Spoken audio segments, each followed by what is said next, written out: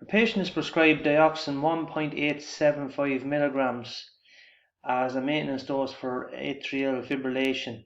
What tablets would you administer from a stock of 62.5 micrograms, 125 micrograms, and 250 microgram tablets? Right, so what we want to do here is use as little tablets as possible. We don't want to be breaking up any tablets. And the first thing here is the units. Look, we have microgram tablets, but the prescription is in milligrams. So we could do this a couple of ways, but I'm going to change the micrograms to milligrams, right?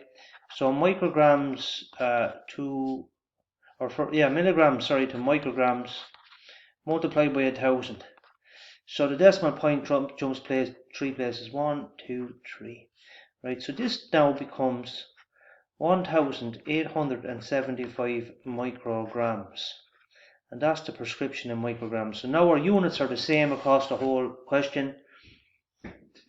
And now I'm inclined to look at 250, and I might multiply 250 by 6. 250 multiplied by 6. What does that give me? 6 zeros, right? 6 fives is 30, put down the 0, carry the 3. 6 twos is 6. And 6 twos is 12, and 3 is 15.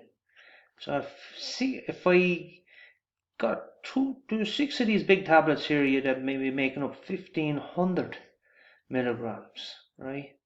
Now say if you added on another 250, so you'd have 1,500 plus 250, that'll bring you up to 1,750, right? Now that's the same as 7 tablets. 7 multiplied by 250 micrograms gives us 1,750.